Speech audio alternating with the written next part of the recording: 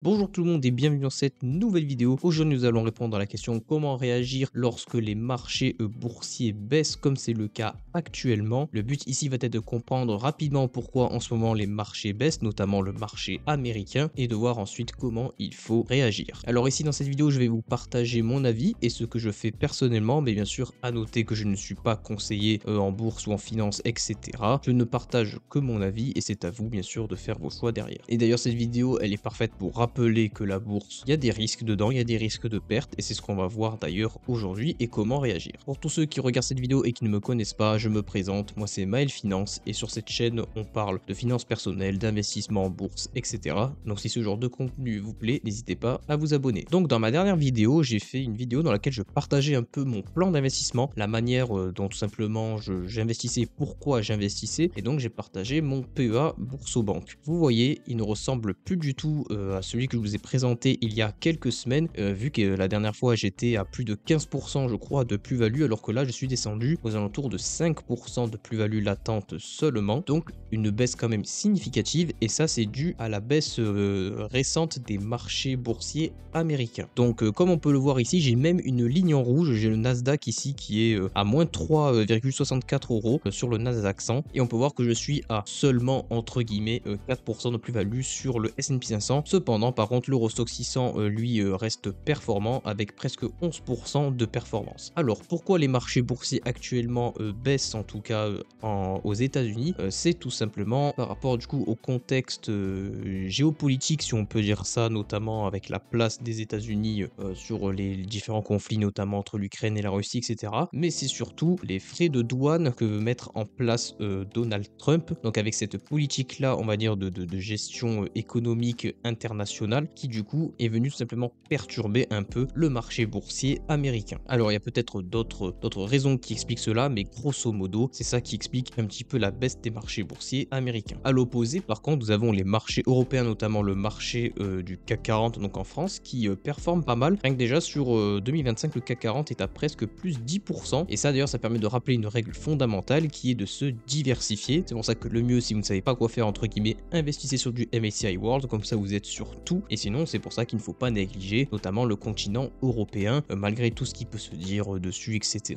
Ça reste tout de même un continent dans lequel il y a de bonnes entreprises qui peuvent attirer des investisseurs sur le marché boursier. Et c'est d'ailleurs ce qu'on voit moi sur mon PEA actuellement, ma meilleure ligne en termes de pourcentage, c'est du coup l'Eurostoxx 600, donc les 600 plus grandes entreprises de l'Europe. Alors maintenant que les raisons ont été dites, comment faut-il réagir lorsque nous traversons une période un petit peu baissière en bourse comme celle-ci? Selon moi la réponse elle est très simple, c'est que premièrement il faut relativiser et un peu s'en foutre, parce que premièrement ce qu'il faut comprendre c'est que la baisse que l'on vit actuellement en fait ce n'est pas vraiment une baisse, c'est plutôt une très légère correction si on peut dire ça comme ça, mais franchement il n'y a rien de plus que ça. Le meilleur exemple ici que j'ai trouvé c'est tout simplement le S&P 500. C'est vrai que si l'on regarde sur une période de 1 mois le S&P 500 a perdu plus de 8%, mais si on dézoome au fur et à mesure, si on reprend par exemple depuis le tout début de l'année, on passe ici à moins 4%. Si l'on redézoome sur une période de 6 mois, on passe ici à l'équilibre avec 0%. Et si l'on regarde sur une période ici de 1 an au total, on est à presque 9% depuis du coup 1 an. Et si on dézoome encore, nous sommes à plus 143% depuis 5 ans. Et si monsieur on regarde depuis le maximum ici que Google a réussi à retracer, on est à plus 650%. Donc en fait la chose ici que je veux montrer par là, c'est qu'il ne faut pas juger le marché sur une période aussi courte, car au final depuis le début d'année le marché boursier américain a perdu seulement 4% entre guillemets. Ce n'est pas une grosse correction, ce n'est pas une grosse perte comme certains ont pu subir par exemple à l'époque du Covid ou avec la crise par exemple en 2008. D'ailleurs il faut savoir que ces crises on les voit bien sur le graphique ici, la crise du Covid juste ici et la crise par exemple de 2008 ici, ou encore la bulle internet qui a explosé qui était dans les années 2000 ici. Alors là on voit tout de même c'est vrai la petite correction qu'il y a là, mais en soi c'est très minime par rapport en fait à ce qui s'est passé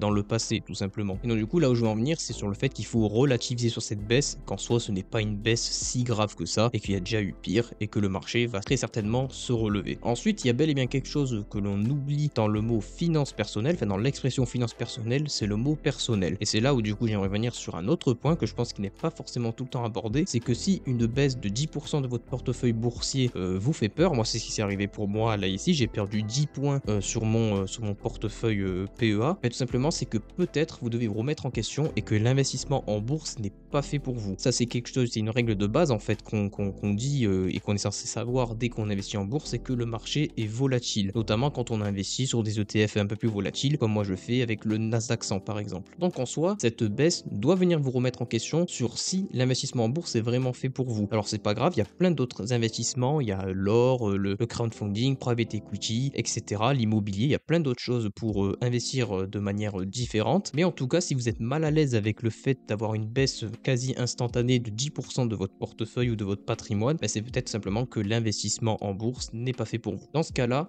voyez ce que vous devez faire, peut-être vendez et mettez ailleurs, je sais pas, c'est à vous de voir, mais en tout cas, ayez cette réflexion-là. Sinon, selon moi, qu'est-ce qu'il faut faire? Ben, ce qu'il faut faire, c'est tout simplement continuer d'investir, et c'est ce que moi, personnellement, je fais. Par exemple, vous voyez qu'ici, mon dernier mouvement a été réalisé. Vous voyez ici que mes derniers achats dans la colonne ici, derniers mouvements, ont été réalisés le 5 mars 2025. Donc, je suis venu ici renforcer mes positions sur le S&P 500 et le Nasdaq 100. Donc, simplement, je suis venu renforcer ma position alors que ces marchés-là ont baissé. Pourquoi? Parce que le but, c'est de venir faire baisser mon prix moyen, ou ce qu'on appelle le prix de revient, que vous voyez juste ici. En gros, entre guillemets, je vois un petit peu ça comme si c'était les soldes, entre guillemets, c'est-à-dire que tout simplement la valeur baisse, moi j'achète à ce moment-là, et comme ça, j'espère plus tard que ça remontera encore plus. Et c'est pour cela, du coup, que j'investis en DCA, car tout simplement, je peux investir au moment où il y a une baisse, je suis présent, je prends entre guillemets un petit peu cette baisse en compte dans mon portefeuille, ça permet de faire baisser mon prix moyen, mon coût moyen sur l'ETF sur lequel j'investis. Et pourquoi tout simplement je continue d'investir alors que le marché baisse, même si en fait d'ailleurs le marché continue de baisser, je continuerai d'investir parce que j'ai une vision long terme, voire même très long terme, comme j'avais expliqué dans ma vidéo précédente dans laquelle je vous expliquais la manière dont j'investissais, pourquoi j'investissais. Moi personnellement, ça me sert à préparer ma future retraite ou de futurs projets, mais qui sont du coup dans une vision long terme. Et là où je veux en venir, c'est que en fait dans la tête d'un investisseur en bourse, en tout cas quand on est investisseur et qu'on n'est pas trader ou quoi entre guillemets, pas ce genre de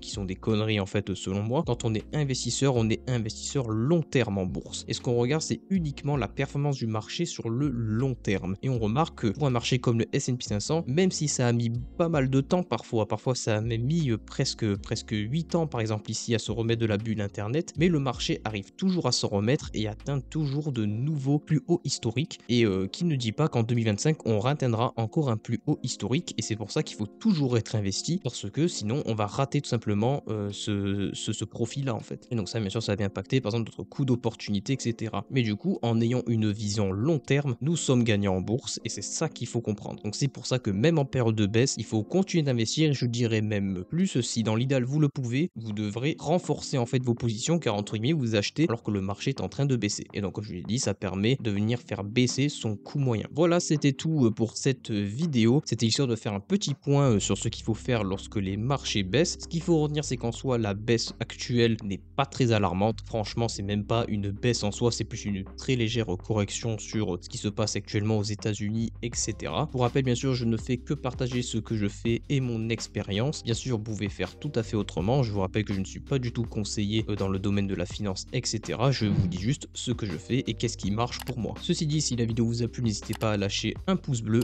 à vous abonner pour ne louper aucune de mes vidéos. Je vous dis à très bientôt. Ciao, ciao.